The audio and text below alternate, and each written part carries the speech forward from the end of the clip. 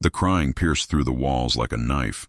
Isabella Cruz froze mid-motion, her gloved hand still clutching the damp cloth she'd been using to wipe down the marble kitchen counter. The sound came again, sharper this time, desperate. A baby. She glanced toward the hallway that led to the east wing of the Montalvo mansion, her heart suddenly racing. She'd been working here for 3 weeks now, always arriving at 6 in the morning and leaving by 3 in the afternoon. In all that time, she'd barely seen Rafael Montalvo himself, the owner of this sprawling estate in Polanco, one of Mexico City's wealthiest neighborhoods. But she'd heard the baby before. Little Miguel, 6 months old, motherless. The crying escalated into a wail. Isabella dropped the cloth and moved toward the sound without thinking. Her worn sneakers squeaked slightly on the polished floor as she hurried down the corridor, past oil paintings worth more than her entire life, past floor-to-ceiling windows that overlooked manicured gardens she was never allowed to touch. The nursery door stood ajar. She pushed it open. The smell hit her first. Sour milk, unchanged diaper, the air thick with neglect. Baby Miguel lay in his crib, his face red and swollen from crying, his tiny fists clenched and trembling. His onesie was stained, his blanket tangled around his legs. "Dios mío," Isabella whispered. She looked around the room. Empty, no nanny, no one. Where was everyone? Miguel's cries turned to gasping hiccups, his eyes unfocused with exhaustion. Isabella's instincts took over. She crossed the room in 3 strides, reaching into the crib and lifting the baby into her arms. He was warm, too warm, and damp with sweat. "Shh, shh, pequeñito," she murmured, cradling him against her chest. "I've got you." Miguel's crying softened slightly at the contact, though his body still trembled. Isabella scanned the room quickly. Diapers on the changing table. Bottles lined up on a shelf. She moved with practiced efficiency, her hands steady despite the fear coursing through her. She changed Miguel's diaper, cleaned him gently, then found a fresh onesie in the dresser. "There we go," she whispered, holding him close again. "Better now, yes?" Miguel whimpered, his tiny mouth searching, hungry. Isabella grabbed one of the prepared bottles from the warmer, tested the temperature on her wrist, then offered it to the baby. Miguel latched on immediately, sucking frantically. "Easy, easy," Isabella said softly, adjusting him in her arms. "Not so fast, bebe." The door behind her suddenly swung open. "What the hell are you doing?" Isabella spun around. Rafael Montalvo stood in the doorway, his expensive suit jacket unbuttoned, his tie loosened. He was younger than she'd imagined from the few glimpses she'd caught, maybe 35, with dark hair that fell slightly over his forehead and cold gray eyes that now fixed on her with something between shock and fury. "I asked you a question," he said, his voice low and dangerous. "What are you doing with my son?" Isabella's throat went dry. She held Miguel closer instinctively. "He was crying," she said, her voice barely steady. "I heard him from the kitchen. He was alone and you thought you had the right to touch him." Rafael crossed the room in 2 long strides, reaching for Miguel. But the baby, sensing the tension, began to cry again, his small body stiffening. Rafael froze. Isabella gently rocked Miguel, her voice soft. "He was hungry, senor, and he needed changing. I'm sorry if I overstepped, but I couldn't just—" "You're the cleaning woman," Rafael interrupted, his tone cutting. "You clean. That's all. You don't touch my son. You don't enter rooms you haven't been assigned to. Do you understand?" His words landed like slaps. Isabella felt heat rise to her face, a mixture of embarrassment and anger. "I understand," she said quietly. "But with respect, senor, where was the nanny?" Rafael's jaw tightened. "That's none of your concern." "He was screaming," Isabella said, her voice firmer now. "He was dirty and hungry and alone. I couldn't just ignore that." For a moment, something flickered in Rafael's expression. Guilt, maybe, or exhaustion. But it vanished as quickly as it appeared, replaced by cold indifference. "Give him to me," he said. Isabella hesitated, then carefully transferred Miguel into his father's arms. The baby whimpered, still unsettled. Rafael held his son awkwardly, like he wasn't sure where to put his hands. "I'll find another nanny," he muttered, more to himself than to Isabella. "The last one quit this morning, said it was too much work." He turned toward the window, his back to Isabella now. "You can go back to your duties," he said dismissively, "and next time, stay in your assigned areas." Isabella stood there for a moment, watching Rafael struggle to soothe Miguel, who continued to fuss. She wanted to say something, to tell him that babies need warmth, not distance, that a child doesn't care about money or status, only about feeling safe. But she knew her place. She was 27 years old, a domestic worker with no formal education, no family support, no safety net. Her mother had died when Isabella was 15, leaving her to raise her two younger brothers on her own. She'd worked in homes like this for over a decade, always invisible, always replaceable. This job paid better than most. She couldn't afford to lose it. "Yes, senor," she said quietly. She turned and left the nursery, closing the door behind her. As she walked back down the corridor, her hands were shaking. Not from fear, but from something else. Anger. Anger at the injustice of it all. At the way people with money could ignore their own children while she worked herself to exhaustion just to keep her brothers fed. At the way Rafael Montalvo had looked at her like she was nothing, like she was invisible. Isabella returned to the kitchen and picked up the cloth she'd abandoned. She scrubbed the counter harder than necessary, her jaw clenched. But even as she worked, she couldn't stop thinking about Miguel's cries, about the way he'd calmed in her arms, about the emptiness in Rafael's eyes. 3 days passed. Isabella saw Rafael only in glimpses. He left early each morning in his black Mercedes, dressed in tailored suits that probably cost more than she made in 6 months. He returned late, sometimes after she'd already gone home. The nursery remained quiet during her shifts. Too quiet.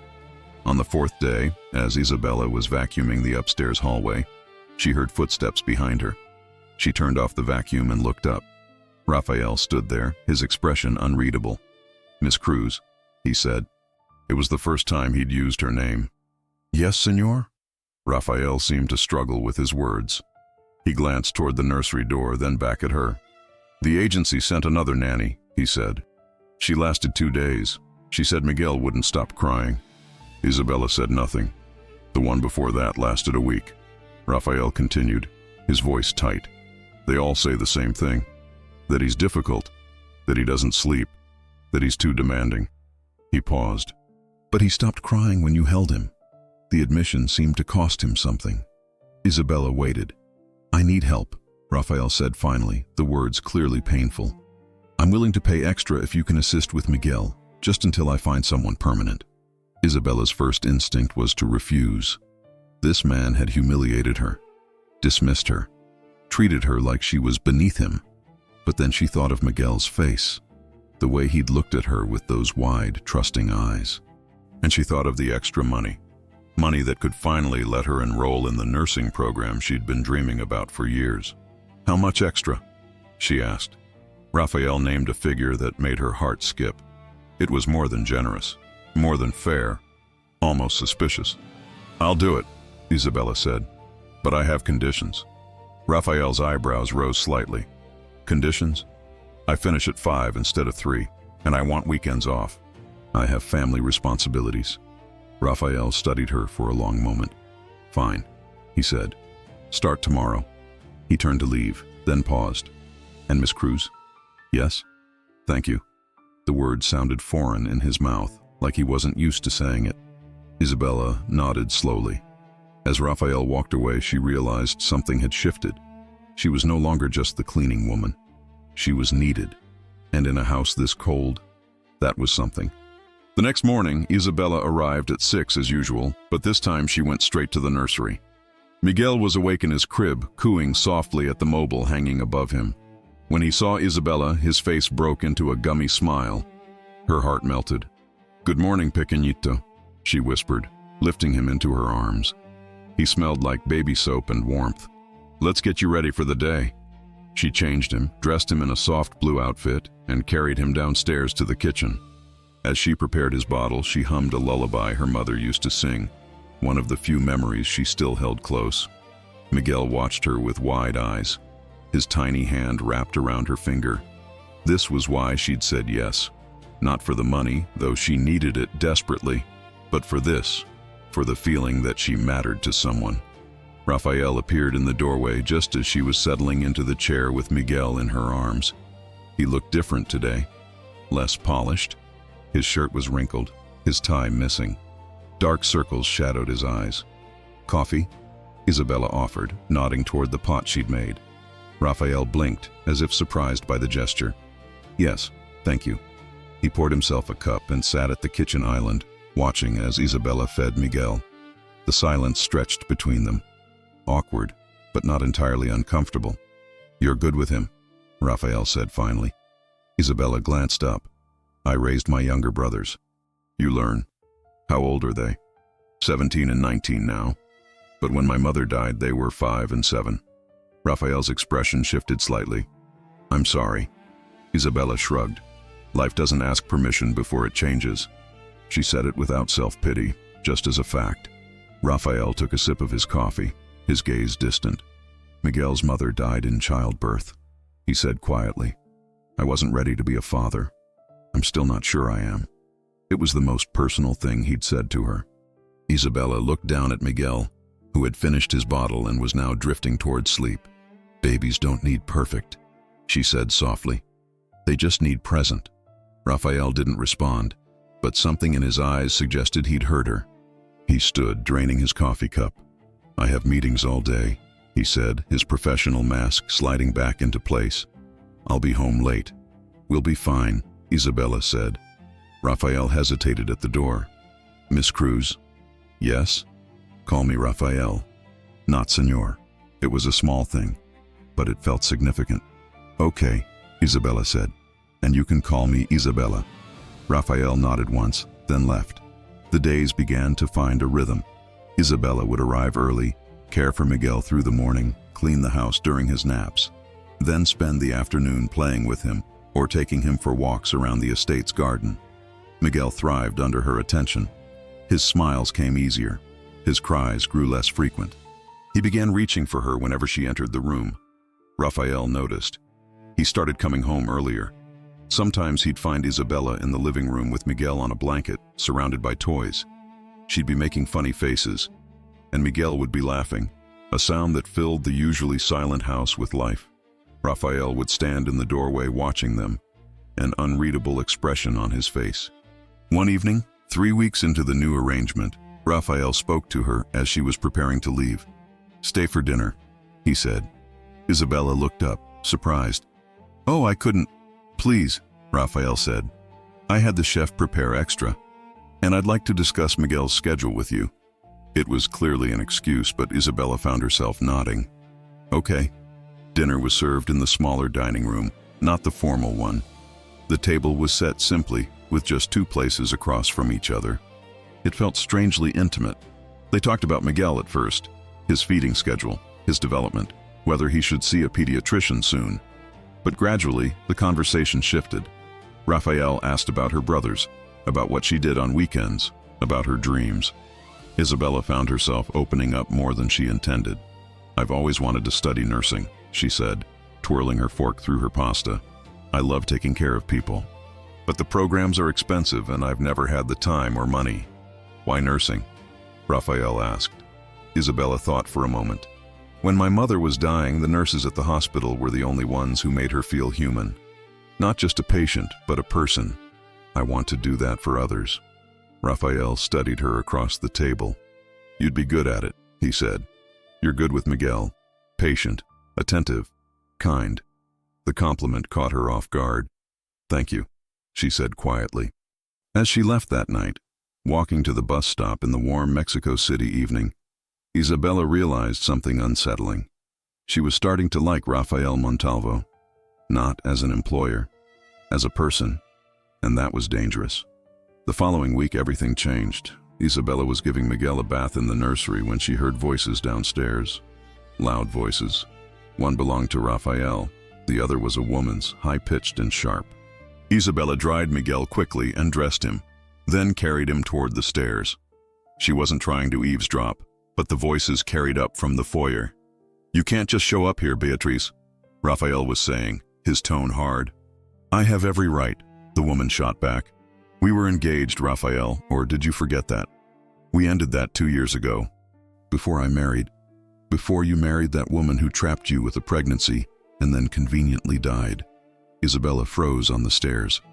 Don't, Raphael said, his voice dangerously low. Don't speak about her that way. Oh, please. Beatrice laughed, cold and bitter.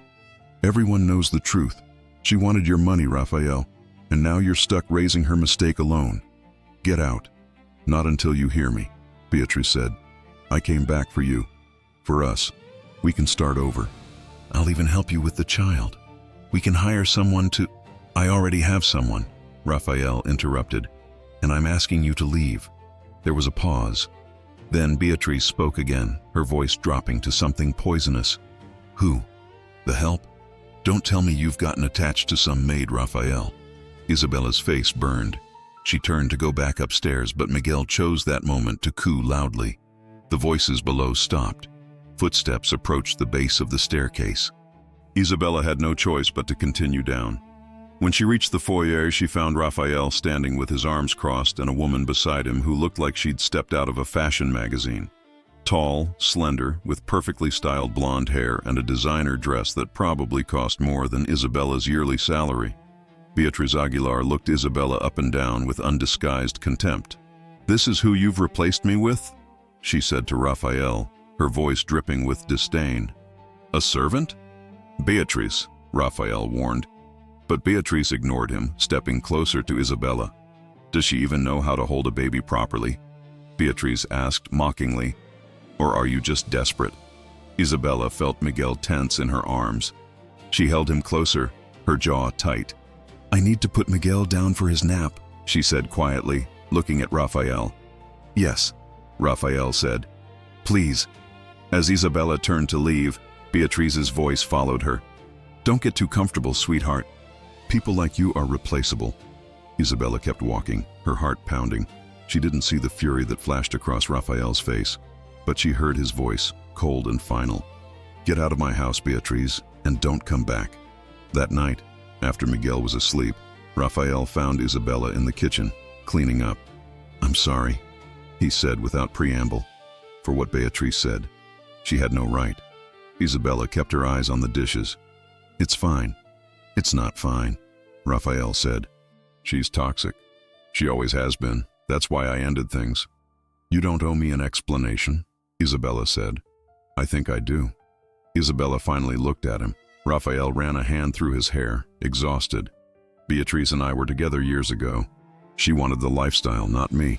When I fell in love with Carolina, Miguel's mother, Beatrice couldn't accept it. She spread rumors, tried to sabotage us. After Carolina died, she saw it as an opportunity to get back in. And what do you see it as? Isabella asked. Raphael met her eyes. I see it as her trying to control something she never had a right to in the first place. There was a weight to his words that made Isabella's breath catch. You're not replaceable, Isabella, Raphael said quietly. Not to Miguel, and not to me. The air between them suddenly felt charged. Isabella swallowed hard. I should go. It's late. Let me drive you, Raphael offered. No, I can take the bus. Isabella, Raphael said gently. Let me drive you. She nodded slowly. The drive to her neighborhood was quiet. When they pulled up outside her small apartment building, Raphael turned to her. Thank you, he said, for everything. It's my job, Isabella said. It's more than that, Raphael said. And you know it. Isabella got out of the car before she could say something she'd regret. But as she climbed the stairs to her apartment, her hands were shaking again. This time not from anger, from fear, because she was falling for Rafael Montalvo. And in her world, people like her didn't fall for people like him without getting hurt. Beatriz Aguilar sat in her penthouse apartment overlooking Reforma Avenue, a glass of wine in hand, her perfectly manicured nails tapping against the stem. She was furious. Rafael had thrown her out, humiliated her, chosen a nobody over her. A cleaning woman, for God's sake. Beatrice took a long sip of wine, her mind racing. She'd spent 2 years rebuilding her image after Rafael had ended their engagement. 2 years networking, dating the right people, maintaining her position in Mexico City's elite social circles. And she'd done it all with one goal, to get Rafael back. He was the prize, the Montalvo name. The wealth? The power? She'd convinced herself she loved him, though deep down she knew it was the life he offered that she truly desired. But now there was an obstacle. That woman, Isabella. Beatrice pulled out her phone and scrolled through her contacts until she found the name she was looking for. Rodrigo Vega, an old acquaintance with connections to less savory elements of the city. Someone who owed her a favor. She dialed. Beatrice. Rodrigo answered on the third ring. To what do I owe the pleasure? I need help with something, Beatrice said smoothly. Something delicate. I'm listening. Beatrice stared out at the city lights, her reflection ghost-like in the window. I need to become a hero, she said. Meanwhile, at the Montalvo estate, life continued its careful rhythm. Isabella had become a fixture in the house. She knew where everything was, how Miguel liked to be held, what songs made him smile. She anticipated needs before they arose. And Rafael noticed. He found himself looking for her when he came home, listening for her voice, feeling disappointed on the rare occasions when she left before he arrived. It was more than gratitude. He was drawn to her in a way he couldn't quite explain. Isabella was nothing like the women he'd grown up around. She wasn't polished or artificial. She didn't calculate her words or hide behind social masks. She was real. One Saturday afternoon, Rafael asked if she'd stay late to help with Miguel during a small dinner party he was hosting. Just a few business associates, he explained. I'd feel better if you were here. Isabella hesitated. She usually spent weekends with her brothers, but something in Rafael's expression made her say yes. The dinner was held in the formal dining room. Isabella kept Miguel in the adjacent sitting room, within earshot but out of sight. She could hear the conversation through the open door. Business talk, market discussions, laughter at jokes she didn't understand. And then she heard Beatrice's voice. Rafael, darling, you really should have told me you were hosting. I would have helped. Isabella's stomach dropped. She moved to the doorway and peered through. Beatrice was there, dressed impeccably in a crimson dress, her hand on Rafael's arm, her smile predatory. Rafael looked uncomfortable. Beatrice, I didn't invite. I came with Diego. Beatrice interrupted smoothly, gesturing to one of the other guests. He mentioned you were having people over. I hope you don't mind. Rafael's jaw tightened, but he was trapped by politeness and social obligation. Of course not, he said stiffly. Isabella pulled back from the doorway, her heart sinking. She focused on Miguel, who was getting fussy. She changed him, fed him, rocked him gently. But she couldn't shake the image of Beatrice's hand on Rafael's arm. An hour later, Miguel finally fell asleep. Isabella laid him in the portable crib Rafael had set up in the sitting room and stood, stretching her tired back. When she turned around, Beatrice was standing in the doorway.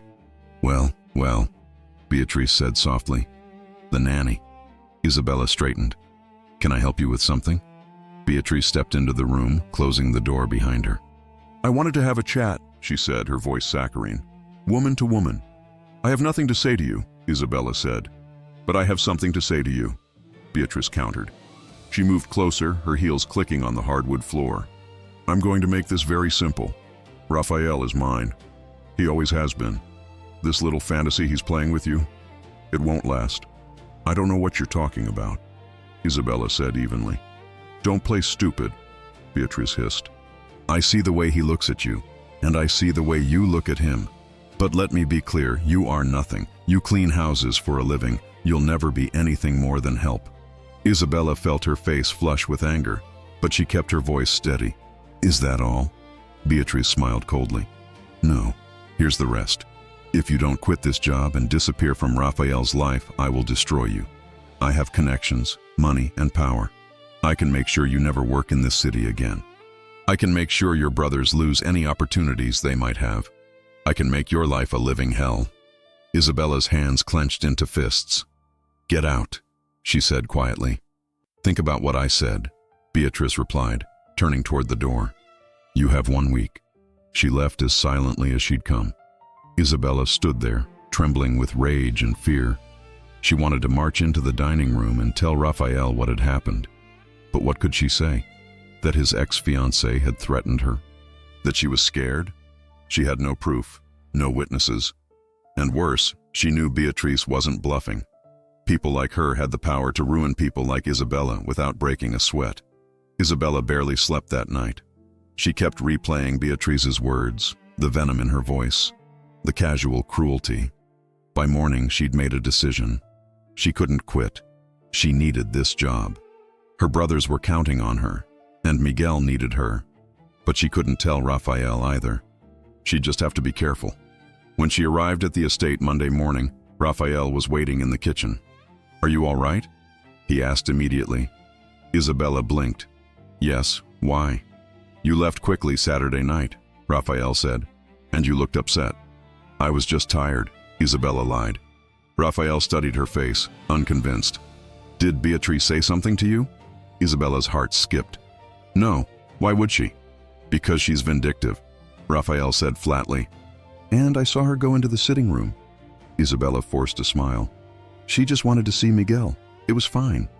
Rafael didn't look convinced, but he let it drop. As the week progressed, Isabella felt the weight of Beatrice's threat hanging over her. She jumped every time her phone rang. She checked over her shoulder constantly. She felt like she was being watched, and she was right. Beatrice had hired a private investigator to follow Isabella, to photograph her, to dig into her life. On Thursday evening, as Isabella was leaving the estate, a black car pulled up beside her at the bus stop. The window rolled down. Rodrigo Vega smiled at her, his eyes cold. "Get in," he said. "We need to talk." "I don't know you," Isabella said, backing away. "Beatrice sent me," Rodrigo said. "She wants to give you one more chance. Get in, or I'll make sure this conversation happens somewhere less pleasant." Isabella's blood ran cold.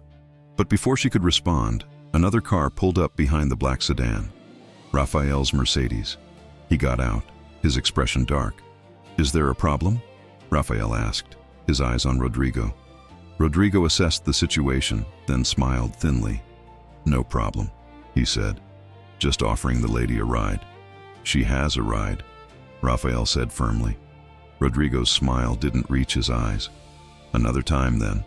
The black car pulled away. Rafael turned to Isabella, his face etched with concern. "What the hell was that?" Isabella couldn't hold it in anymore. "It's Beatrice," she said, her voice breaking. "She threatened me. She said if I don't quit, she'll destroy my life. And I think she means it." Rafael's expression shifted from concern to fury. "Get in the car," he said quietly. "We're going to fix this." Rafael drove in tense silence, his hands gripping the steering wheel so tightly his knuckles turned white. Isabella sat in the passenger seat, her arms wrapped around herself. "I'm sorry," she said finally. "I should have told you earlier." "You have nothing to apologize for," Rafael said, his voice controlled but simmering with anger. "Beatrice does." He pulled out his phone and made a call. "Javier, I need you to look into something. Beatrice Aguilar has been harassing my employee. I want everything on her. Financial records, phone records, associates, everything. And I want it by tomorrow." He ended the call and glanced at Isabella. "Javier is my attorney, one of the best in Mexico City. If Beatrice has done anything illegal, he'll find it." "Rafael, I don't want to cause problems." "You're not causing anything," Rafael interrupted. "Beatrice is, and she's going to regret it." They arrived at Isabella's apartment building. Rafael parked and turned to her. "I'm not letting you walk away from this job," he said. "Miguel needs you, and so do I." The admission hung in the air between them. Isabella met his eyes. "Why are you doing this?" "Because you matter," Rafael said simply. Before Isabella could respond, her phone rang. It was her younger brother, Diego. "Isa?" His voice was panicked. "Something's wrong. The police are here. They're saying you're under investigation for theft." Isabella's blood turned to ice. "What?" "They have a warrant," Diego continued. "They're searching the apartment. They're saying you stole jewelry from one of your employers." Isabella looked at Rafael, her eyes wide with fear. "It's Beatrice," Rafael said immediately. "She's framing you." He grabbed Isabella's hand. "Don't go home. Stay at my house tonight. We'll sort this out." "But my brothers—" "I'll send Javier over right now," Rafael said, already dialing. "He'll make sure they're protected. Trust me." Isabella wanted to argue, but she was too terrified to think straight. She nodded. That night, Isabella stayed in one of the guest rooms at the Montalvo estate. She couldn't sleep. Every sound made her jump. Every shadow seemed threatening. At 2 a.m, there was a soft knock on her door. "Come in," she called. Raphael entered, carrying 2 mugs of tea. "Thought you might need this," he said. Isabella accepted the mug gratefully. Raphael sat in the chair by the window. "Javier spoke with the police," he said. "The jewelry in question was reported stolen from an estate where you worked 3 months ago. Anonymous tip led them to evidence supposedly found near your apartment." "I never took anything," Isabella said, her voice shaking. "I would never—" "I know," Raphael said firmly, "and we're going to prove it." "How?" Isabella asked desperately. "Beatrice has money and connections. I have nothing. Who's going to believe me?" Raphael set down his mug and moved to sit beside her on the bed. "I believe you," he said, "and that's enough to start." Isabella felt tears burning in her eyes. "Why are you helping me? I'm just—" "Don't," Raphael interrupted gently. "Don't say you're just anything. You're Isabella Cruz. You're strong, intelligent, compassionate. You've raised your brothers. You've worked 3 jobs at once. You've brought life back into this house. You're extraordinary." A tear slipped down Isabella's cheek. Raphael reached up and gently wiped it away. "And I'm not going to let Beatrice hurt you," he said softly. The moment stretched between them, charged with unspoken emotion. Then Raphael stood, clearing his throat. "Get some rest," he said. "Tomorrow we fight back." The next morning, Raphael's attorney arrived with news. "We found something," Javier said, spreading documents across the dining table. "Beatrice made a large cash withdrawal 2 weeks ago, $5,000. And she met with Rodrigo Vega 3 times in the past month." "Who is Rodrigo Vega?" Isabella asked. "He has a record," Javier explained. "Extortion, fraud, bribery. He's connected to organized crime. Not someone a woman like Beatrice would normally associate with unless she needed something illegal done." Raphael's eyes narrowed. "So she paid him to plant evidence." "That's my theory," Javier said. "But we need proof." "Then get it," Raphael said. "I don't care what it costs." Over the next week, Javier and his team worked around the clock. They obtained security footage showing Rodrigo near Isabella's apartment building on the day the evidence was supposedly discovered. They found text messages between Beatrice and Rodrigo discussing taking care of a problem. They interviewed the owner of the estate where the jewelry was stolen and discovered inconsistencies in the report. Slowly, the case against Isabella began to crumble. But Beatrice wasn't finished. When she realized her frame job was failing, she shifted tactics. If she couldn't destroy Isabella through the legal system, she'd destroy her another way, through Miguel. It was a Wednesday afternoon. Isabella was walking with Miguel in the garden, pushing his stroller along the stone paths between rose bushes and fountains. The weather was perfect. Warm sun, cool breeze. Miguel was babbling happily, reaching for butterflies. Isabella smiled, momentarily forgetting the nightmare of the past week. Then her phone rang. It was Raphael. "Isabella, listen to me carefully," he said, his voice urgent. "Don't panic, but Javier just received a tip. Beatrice may be planning something involving Miguel." Isabella's hand tightened on the stroller handle. "What do you mean?" "We're not sure yet," Raphael said. "But the investigator we hired overheard a conversation. Something about proving she's the better caretaker. About creating a situation where Miguel would be in danger and she could—" "Where are you?" Isabella interrupted, already turning the stroller back toward the house. "I'm on my way. I'll be there in 10 minutes. Just stay inside. Lock the doors. Don't let anyone in." "Okay," Isabella said, her heart racing. She pushed the stroller faster, practically running now. She reached the back entrance of the house and fumbled with the door. That's when she heard the car, not Raphael's Mercedes. A white van pulling up to the service entrance. 2 men got out. Isabella's blood ran cold. She recognized one of them, Rodrigo Vega. "Miss Cruz," Rodrigo called out, approaching. "We need to talk." "Stay away from us," Isabella said, positioning herself between the men and Miguel's stroller. "This doesn't have to be difficult," Rodrigo said. "Just hand over the baby and no one gets hurt." Isabella's mind raced. She couldn't outrun them. The house was too far, but she had her phone. She pressed the emergency button Raphael had programmed, alerting his security team. "I'm not giving you anything," Isabella said, her voice steadier than she felt. Rodrigo sighed. I was hoping you'd be smart about this. He nodded to the other man, who started moving toward the stroller. Isabella didn't think. She grabbed Miguel from the stroller and ran. Not toward the house, toward the garden maze. She knew it better than they did. She'd walked it dozens of times with Miguel. Behind her, she heard shouting, footsteps pounding. She ducked into the maze, her arms tight around Miguel, who had started crying. Shh, baby, shh, she whispered desperately. Please be quiet. She turned left, then right, then left again. The maze was tall, the hedges thick. She could hide here, but Miguel's cries were getting louder. She heard Rodrigo's voice, closer now. You're only making this harder on yourself.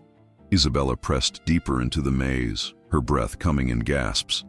She found a small alcove, a stone bench hidden by overgrown vines. She sat down, cradling Miguel against her chest, trying to soothe him. Please, Pequeñito, she whispered. Please. Footsteps approached. Isabella held her breath. Through a gap in the vines, she saw Rodrigo pass by, phone to his ear. I don't know where she went, he was saying. The maze is huge. We need more time. You don't have more time. A woman's voice responded. Beatriz. The security system was triggered. Get the baby and get out. Now. Rodrigo cursed. He turned, heading back the way he came. Isabella waited, not daring to move. Minutes passed like hours. Then she heard new voices. Miss Cruz, Isabella. Raphael's voice. Here. Isabella called out, her voice breaking. We're here. Raphael crashed through the hedges, his face wild with fear. When he saw Isabella and Miguel safe, relief flooded his features. He pulled them both into his arms. You're okay, he breathed. Thank God you're okay. Behind him, security guards fanned out through the maze. We caught one of them at the gate, a guard reported. The other got away. Find him, Raphael ordered, and call the police. He looked down at Isabella, who was shaking now that the adrenaline was fading. You saved him, Raphael said softly. You saved my son. Isabella couldn't speak. She just held Miguel tighter, tears streaming down her face. The police arrived within minutes. The man they'd caught was the second kidnapper. Under questioning, he gave up everything. Beatriz had hired them. The plan was to stage a kidnapping, then have Beatriz rescue Miguel, making herself look like a hero while making Isabella look negligent. It was all recorded, all documented. By evening, arrest warrants had been issued for both Beatriz Aguilar and Rodrigo Vega. Beatriz was arrested at her penthouse, screaming about injustice and claiming she'd been set up. No one believed her. The evidence was overwhelming. That night, after the police had left and the chaos had subsided, Raphael found Isabella in the nursery. She was sitting in the rocking chair with Miguel, who was finally asleep after the traumatic afternoon. How are you? Raphael asked quietly. I'm okay, Isabella said. Scared, but okay. Raphael knelt beside the chair. What you did today was incredible. You risked your life for Miguel. I couldn't let them take him, Isabella said simply. Raphael reached out and gently touched her face. You're the bravest person I've ever met. Isabella felt her breath catch. Raphael, I'm falling in love with you, Raphael said, his voice raw with honesty. I know I shouldn't be. I know it's complicated, but I can't help it. Every day I wake up wanting to see you. Every night I go to sleep thinking about you. You've changed my life, Isabella. You've changed me. Isabella's eyes filled with tears. I'm in love with you too, but I'm terrified.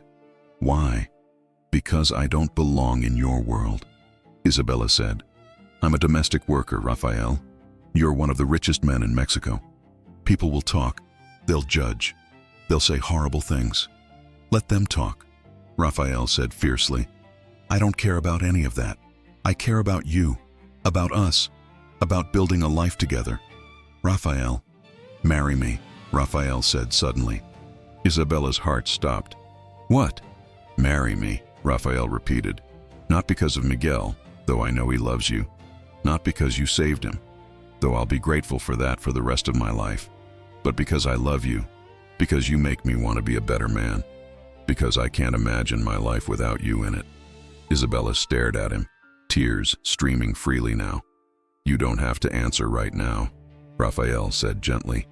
I know it's fast. I know it's overwhelming. But I needed you to know how I feel.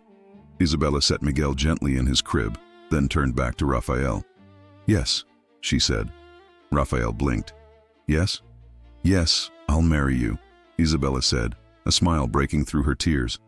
I'm terrified and it's crazy, and I don't know how we'll make it work. But yes.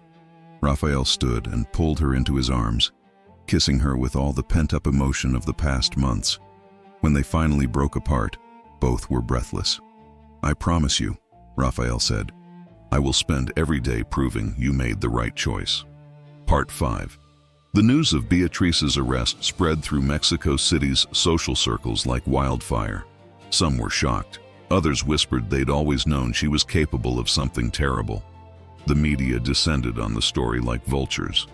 Socialite arrested for attempted kidnapping. Heiress plots to steal baby from ex-fiancé. For a week, it was the only thing anyone talked about. Isabella became an overnight sensation. Mystery woman who saved baby Miguel. Hero nanny risks life to protect child. Photographers camped outside the Montalvo estate. Reporters called constantly, offering money for interviews. Raphael shielded Isabella from most of it, but the attention was suffocating. Then came the trial. Beatrice's lawyers were expensive and aggressive. They tried to paint her as mentally unstable, a woman driven mad by grief and rejection. But the evidence was too strong. The text messages, the bank records, the testimony from Rodrigo Vega, who had taken a plea deal in exchange for cooperating. The prosecution laid out a clear timeline of manipulation, fraud, and attempted kidnapping. On the witness stand, Isabella spoke calmly and clearly about what had happened. She described the threats, the frame job, the terrifying moments in the garden when she'd realized what was happening. Beatrice sat at the defense table, her face a mask of cold fury. When the verdict came in, it was unanimous, guilty on all counts. Beatrice was sentenced to 8 years in prison.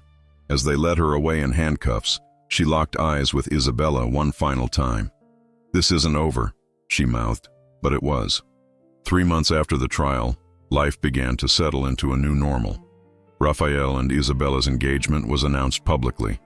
The reaction was mixed. Some people celebrated it as a modern love story. Others sneered at it as a fairy tale that would never last. The tabloids had a field day, from maid to Mrs. Montalvo. Cinderella story or gold digger? Isabella tried to ignore the headlines, but they hurt. Don't read that garbage, Raphael would tell her, pulling the magazines from her hands. None of it matters. But it did matter, because it affected how people treated her. At social events, some women were warm and welcoming. Others were cold, barely acknowledging her presence. Men looked at her with either admiration or thinly veiled contempt. One evening at a charity gala, a woman approached Isabella at the bar. So, the woman said, her smile sharp, how does it feel to win the lottery? Isabella turned to face her. Excuse me. Come on, the woman said. You go from scrubbing toilets to wearing Chanel in what, 6 months? It's quite the upgrade. Isabella felt her face flush. Before she could respond, another woman stepped forward. Excuse me, the newcomer said coolly, but I watched the trial coverage. I saw what Isabella Cruz did to protect that baby. She risked her life, so maybe show some respect. The first woman's smile faltered. She turned and walked away. The second woman extended her hand to Isabella. Mariana Delgado, she said. My husband and I are friends of Raphael's. I wanted to introduce myself properly. Thank you, Isabella said, shaking her hand gratefully. Don't let them get to you, Mariana said. Half of these people are miserable in their own marriages. They're jealous because you and Raphael actually seem to love each other. It was true. Despite the external pressure, Isabella and Raphael's relationship only grew stronger. They balanced each other. Raphael taught Isabella about his world, introducing her to art and culture she'd never experienced. Isabella kept him grounded, reminding him of what truly mattered. Miguel thrived with both of them. He was walking now, taking his first steps between Isabella and Raphael, giggling every time he fell into their arms. But even as life improved, trouble was brewing in an unexpected place. 6 months after the trial, Isabella received a message on social media. It was from an account with no profile picture and a generic username. The message contained a link to a website. Curious and concerned, Isabella clicked. What she saw made her stomach turn. It was a blog dedicated entirely to destroying her reputation. There were doctored photos showing her in compromising situations, fabricated quotes attributed to her, claiming she'd admitted to seducing Raphael for his money. There were witness testimonies from people claiming to have worked with her, saying she was lazy, dishonest, manipulative. The blog had dozens of posts, each more vicious than the last. Isabella's hands shook as she scrolled through the hate. She showed Raphael immediately. His face darkened as he read, "This is Beatrice. It has to be." "But she's in prison," Isabella said. "She still has friends," Raphael replied grimly, "and access to the internet. She's probably running this from her cell." He called Javier immediately. The attorney confirmed Raphael's suspicions. The blog had been registered from an IP address linked to the prison's visitor center. Someone on the outside was helping Beatrice coordinate the campaign. "We can file for defamation," Javier said, "but taking down a blog is difficult. They'll just create another one." The damage was already done. Within days, the blog had been shared across social media. Screenshots circulated. People who'd never met Isabella were commenting on her character, calling her names, spreading the lies. Job offers that had come her way dried up. The nursing program she'd been accepted into received complaints from other students who didn't want to study alongside her. Isabella felt like she was drowning. "I should just disappear," she told Raphael one night, tears streaming down her face. "This will never stop. Maybe if I left, you and Miguel could have peace." "Don't you dare," Raphael said fiercely, pulling her close. "We're in this together, all of us, and we're going to fight." "How?" Isabella asked desperately. "How do we fight lies?" Raphael was quiet for a moment. Then he said, "With the truth." Raphael hired a public relations firm, the best in Mexico. They crafted a comprehensive response strategy. First, they documented every lie on the blog and prepared legal action against the most egregious posts. Second, they arranged for Isabella to give her first and only television interview. The interview was scheduled with Lucia Moreno, a respected journalist known for her fair and thorough reporting. Isabella was terrified. "What if I say something wrong?" she asked the night before. "What if I make it worse?" "You won't," Raphael assured her. "Just tell your story. That's all you need to do." The interview took place in the Montalvo living room with soft lighting and comfortable chairs. Lucia started gently. "Miss Cruz, thank you for agreeing to speak with us. I know this hasn't been easy." "Thank you for giving me the opportunity," Isabella said, her hands clasped tightly in her lap. "Let's start at the beginning," Lucia said. "How did you meet Rafael Montalvo?" Isabella took a deep breath and began to speak. She told her story simply and honestly. She talked about her childhood, losing her mother, raising her brothers. She described her years working as a domestic worker, the struggles and the small joys. She explained how she'd come to work for Rafael, how she'd heard Miguel crying that first morning, how she couldn't just walk away. She spoke about falling in love, not with Rafael's money or status, but with the man himself, the way he'd supported her, protected her, believed in her, and she addressed the lies directly. "I have never taken advantage of anyone," she said, her voice strong. "I work hard. I always have. Yes, my life has changed dramatically. Yes, I'm engaged to a wealthy man. But I didn't plan any of this. I just tried to do the right thing, and love found me.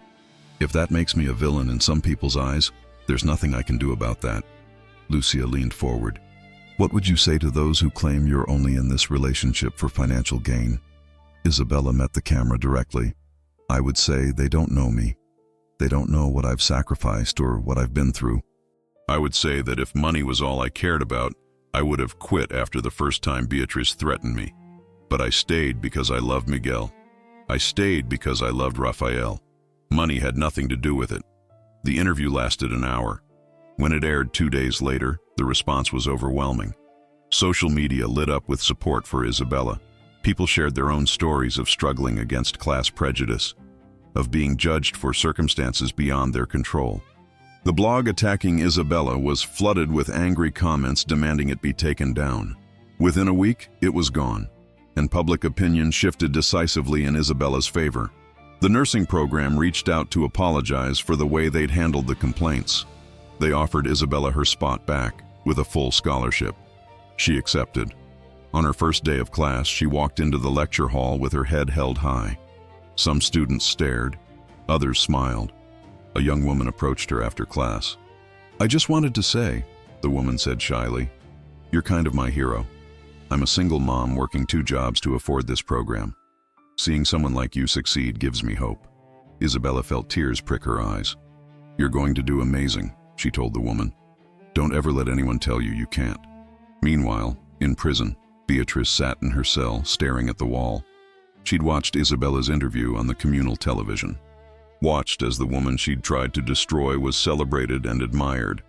It was unbearable. But Beatriz Aguilar was not someone who gave up easily. Even from prison, she began plotting. She reached out to old contacts, people who owed her favors, people who operated outside the law. If she couldn't destroy Isabella legally, she'd do it another way. One final time. She just had to be patient. Part 6. 2 years passed. Miguel was now 3 years old, a bright, energetic toddler who called Isabella Mama and followed her everywhere. Rafael and Isabella had married in a small, intimate ceremony. Just family and close friends. No media circus, no spectacle. It had been perfect. Isabella was now in her final year of nursing school, top of her class. Her brothers had both graduated high school, with Diego heading to university and the younger one, Lucas, starting an apprenticeship program. Life was good. Better than Isabella had ever imagined it could be. But she hadn't forgotten Beatrice. Neither had Rafael. They knew she'd be released eventually. The question was what would happen when that day came. The answer came on a Tuesday morning. Isabella was walking Miguel to preschool when she noticed a car following them. Not obviously, just always there, 2 or 3 cars back. Her instincts, honed from years of vigilance, kicked in. She took an unexpected turn. The car followed. She turned again. Still there. Isabella's heart began to race. She pulled out her phone and called Rafael. "Someone's following us," she said quietly, trying not to alarm Miguel. "Where are you?" Rafael asked immediately. 2 blocks from the school. "I'm going to walk to the police station instead. It's closer." "I'm calling them now," Rafael said. "Stay on the line with me." Isabella picked up her pace, holding Miguel's hand tightly. The car suddenly accelerated, pulling alongside her. The window rolled down. A woman Isabella didn't recognize leaned out. "Message from Beatriz," the woman called. "She gets out next month, and she's coming for you." Before Isabella could respond, the car sped away. Isabella stood frozen on the sidewalk, her heart pounding. "Isabella?" Rafael's voice came through the phone. "What happened?" "They delivered a message," Isabella said shakily. "Beatrice is getting out early, for good behavior." Rafael cursed. "Get to the police station. I'll meet you there." The police took the threat seriously, given Beatrice's history. They assigned a patrol car to drive by the Montalvo estate regularly. They logged the incident and promised to investigate, but they couldn't do much beyond that. "Until she violates the terms of her parole, our hands are tied," the officer explained apologetically. Rafael was furious. "So we're supposed to just wait until she does something?" "We'll keep an eye on her," the officer assured him. "If she makes any move toward your family, we'll intervene." It wasn't enough. That night, Rafael hired private security. 2 guards stationed at the estate at all times. Another to escort Isabella to and from school. Isabella hated it. She felt like she was in prison herself, constantly watched, constantly on alert. "This isn't living," she told Rafael. "This is hiding. I'm keeping you safe," Rafael said. "I know," Isabella replied gently. "But we can't live in fear forever." "Beatrice wins if we do that." Rafael pulled her close. "I just can't lose you. I can't lose either of you." "You won't," Isabella promised. "But we have to trust that the good we've built is stronger than her hate." 3 weeks later, Beatrice was released from prison. She emerged thinner, harder, her eyes cold with determination. Reporters swarmed her, shouting questions.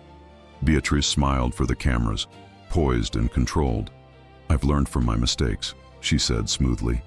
"I've had time to reflect and grow. I just want to move forward with my life now."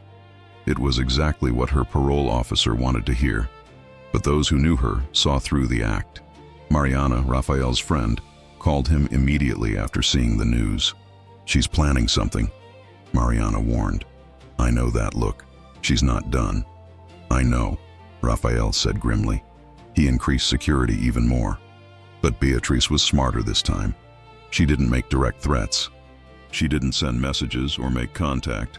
Instead, she began a subtle campaign of manipulation. She reached out to old friends, planting seeds of doubt about Isabella, spreading rumors about Rafael's business dealings, suggesting financial instability. She befriended parents at Miguel's preschool, positioning herself as a concerned community member. She was building a network, slowly and carefully, waiting for the right moment to strike. That moment came 6 weeks after her release. Miguel's preschool was holding a family picnic in the park, a big event with games, food, and entertainment. Rafael had a business emergency and couldn't attend. Isabella went alone with Miguel. The park was crowded with families, kids running, laughing, parents chatting. Isabella kept Miguel close, her guard up despite the cheerful atmosphere. That's when she saw Beatrice, standing near the refreshment table, talking to another mother, looking perfectly innocent. Their eyes met across the park. Beatrice smiled. It wasn't a friendly smile. Isabella's blood ran cold. She picked up Miguel and started walking toward the exit. "Mama, I want to play," Miguel protested. "We're going home, bebe," Isabella said, trying to keep her voice calm. She was halfway to the parking lot when she heard screaming. She spun around. Smoke was pouring from one of the food tents. Parents were grabbing their children, running. Someone shouted, "Fire!" Chaos erupted. Isabella looked desperately for Miguel's teacher, for any familiar face, but everyone was scattering. Then Miguel was ripped from her arms. Isabella screamed and spun around. Beatrice stood there, holding Miguel, a knife in her other hand. "Finally," Beatrice hissed. "Just you and me." People were too busy fleeing the fire to notice what was happening in this corner of the park. "Put him down," Isabella said, her voice deadly calm. "Why?" Beatrice asked mockingly. "So you can run back to your perfect life? To my life that you stole?" "I didn't steal anything," Isabella said. "Rafael chose me. Miguel chose me. Because we love each other." "Love," Beatrice spat. "You don't know what love is. You're nothing. A nobody who got lucky." Miguel started crying, frightened by Beatrice's harsh tone. "You're scaring him," Isabella said. "Please, Beatrice. He's just a child. He should have been mine," Beatrice said, tears now streaming down her face. "All of it should have been mine." She backed toward a car parked nearby, still holding Miguel and the knife. Isabella's mind raced. The security guard Rafael had assigned to her was helping with the fire evacuation. The police would take minutes to arrive. She was on her own. "Okay," Isabella said, holding up her hands. "Okay. You want Rafael? You can have him. Just give me Miguel." Beatrice laughed bitterly. "You think I'm stupid? The moment I let him go, you'll call the police. Then take me instead," Isabella said. "Leave Miguel here. Take me. I'm the one you really hate, right?" Beatrice hesitated. In that moment of hesitation, Isabella moved. Years of hard physical labor had made her stronger than she looked. Years of protecting her brothers had taught her to fight. She lunged forward, grabbing Miguel with one arm while using her other hand to knock the knife from Beatrice's grip. The knife clattered to the ground. Beatrice screamed in fury and lunged at Isabella. They went down in a tangle of limbs, Isabella desperately shielding Miguel with her body. Beatrice's hands went for Isabella's throat. But then there were shouts, running footsteps. Security guards pulled Beatrice away, restraining her as she screamed and thrashed. Police arrived seconds later. Isabella sat on the ground, holding Miguel tightly, both of them crying. Rafael appeared, having gotten word about the fire, and raced to the park. He dropped to his knees beside them, wrapping his arms around both. "I'm sorry," he kept saying. "I'm so sorry. I should have been here." "We're okay," Isabella managed. "We're okay." Beatrice was arrested on the spot. This time there would be no lenient sentence, no early release. Attempted kidnapping and assault, violating parole, creating a public danger with the fire she'd set as a distraction. She'd spend the next 20 years in prison. As they led her away, she was still screaming Isabella's name. The next few weeks were difficult. Miguel had nightmares. Isabella struggled with anxiety. Rafael blamed himself. But slowly, with therapy and support, they began to heal. The preschool apologized profusely for the security breach. New protocols were put in place, and something unexpected happened. The other parents, who'd witnessed Isabella's bravery, rallied around her. They brought meals, offered babysitting, invited Miguel to playdates. The woman who'd once sneered at Isabella at the charity gala showed up at their door with flowers and an apology. "I was wrong about you," she said simply. "I'm sorry." Isabella accepted the apology with grace, because she understood something now that she hadn't before. She didn't need anyone's approval or acceptance. She knew who she was, what she'd overcome, what she was capable of, and that was enough. 5 years later, Isabella Cruz Montalvo stood in her nursing uniform, her name badge clipped to her pocket. She'd graduated at the top of her class and now worked in the pediatric ward of one of Mexico City's best hospitals. The children loved her. The parents trusted her. Her colleagues respected her. She was exactly where she was meant to be.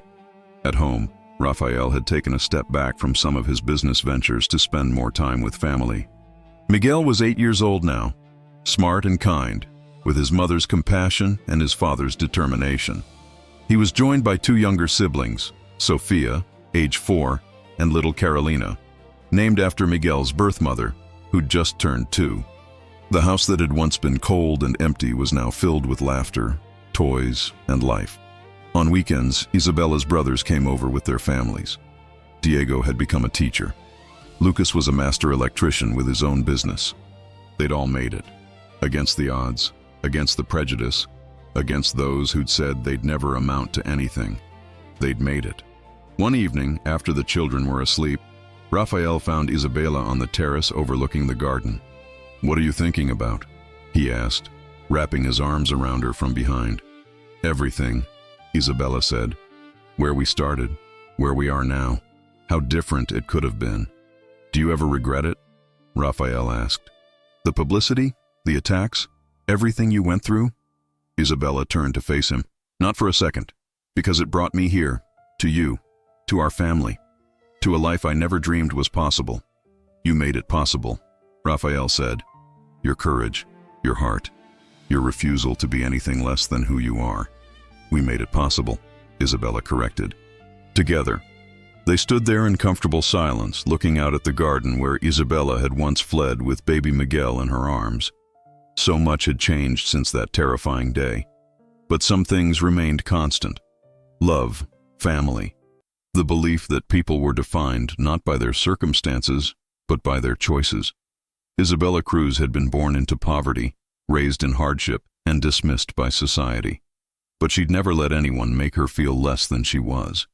She'd protected those she loved, fought for what was right, refused to be invisible, and in doing so she'd proven something that no amount of money or status could ever buy.